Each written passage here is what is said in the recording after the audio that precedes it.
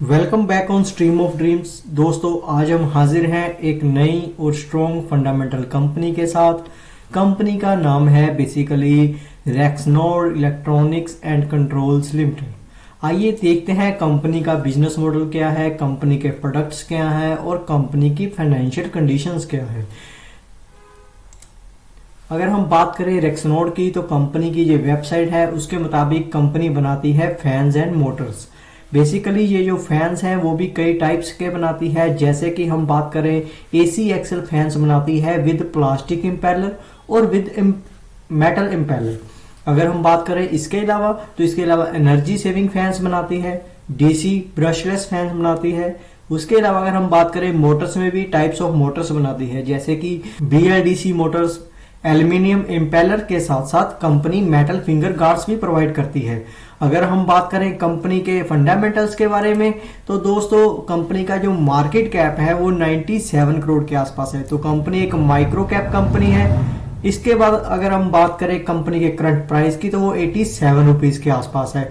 तो बहुत ही सस्ता और टिकाऊ अगर हम बात करें एक टिकट साइज है, जिसमें कि हर निवेशक जो चाहता है 80-90 रुपए के आसपास एक अच्छा स्टॉक मिल जाए, तो वो ये टिकट प्राइस में ये रेंज करता है। इसके बाद अगर हम बात करें स्टॉक पी की, तो कंपनी का जो स्टॉक पी है वो लगभग 14 के आसपास है। बहुत ही अट्रैक्टिव वैल्यूएशंस पे है कंपनी।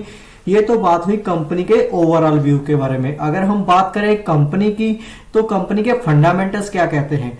सबसे पहले हम बात करेंगे सेल्स की।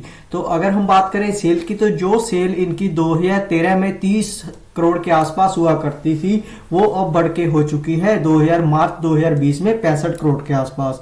मार्च 2021 में कोविड के वजह से थोड़ी सी डाउन देखने को मिली है। सेल इनकी 50 करोड़ के आसपास रही थी, लेकिन इस ट्रेडिंग ईयर में जो कि अभी चल रहा है उसमें ये 65 करोड़ के आसपास पहुंच चुकी है। तो बहुत ही, अगर हम बात करें, लगभग 10 सालों के बीच ही कंपनी की सेल है 2 गुने से ऊपर बढ़ चुकी है।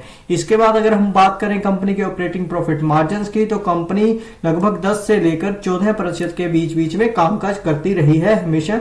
तो उन्हीं लेवल के आसपास कंपनी के ऑपरेटिंग प्रॉफिट मार्जिन हैं। इसके बाद अगर हम बात कर लेते हैं कंपनी के रिजर्व के बारे में, तो कंपनी के रिजर्व 2012-13 की बात करें तो लगभग 4 करोड़ के आसपास हुआ करते थे, और उनकी जो बोरिंग थी वो लगभग इससे 2 गुना के आसपास, लगभग 8 और 9 करोड़ के बीच में हुआ करती थी। मतलब कि जो इनके रिजर्व थे वो कम थे बोरिंग के मामले में। इसके बाद अगर हम बात कर लेते हैं अब के सिनेरियो में, मार्च 2021 के मुताबिक अगर हम बात कर लेते हैं, तो जो कंपनी के रिजर्व है वो लगभग 31 करोड़ के आसपास है, और जो बोरिंग है वो लगभग 5 करोड़ के आसपास है।